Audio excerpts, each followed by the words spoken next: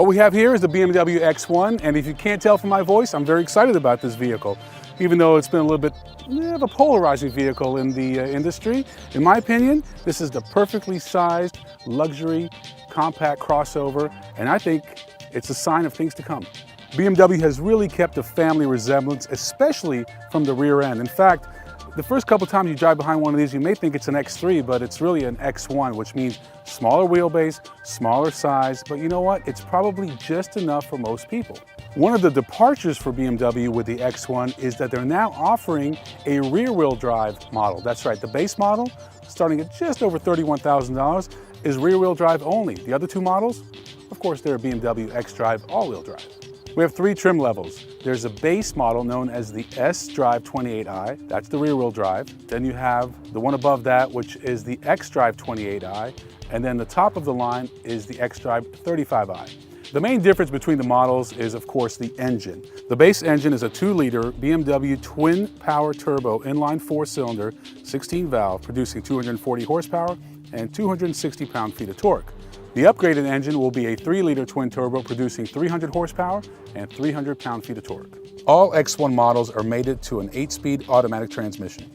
If you don't need all-wheel drive, I highly recommend the S-Drive because it's about 200 pounds lighter than the X-Drive. That weight savings is going to translate into better fuel economy.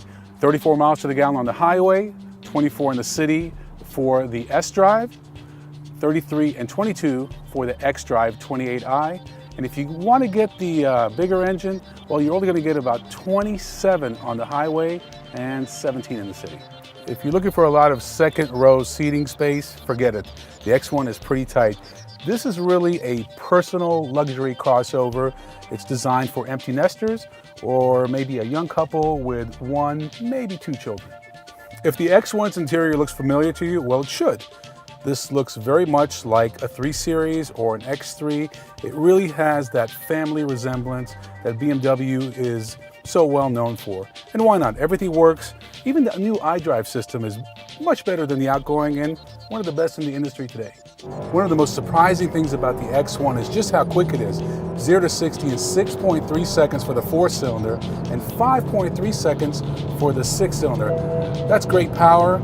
And as you can see from that chime, we're exceeding our speed limit, but this car handles so well at any speed, it really feels like the true driver's car that BMW intended for. One of the tests I like to do with any SUV is whether or not my bike can fit in the back. And as you can see, it's a tight fit, but it does fit, and that reassures me that this is a proper SUV and a proper replacement for most larger SUVs if you're downsizing.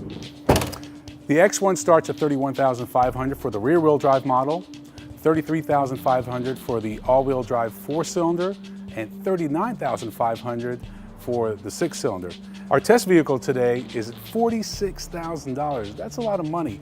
To be honest, there's nothing to compare the X1 to. There is rumor that Audi's going to have a Q3 coming out, but for now, this is the only luxury subcompact crossover you can buy today.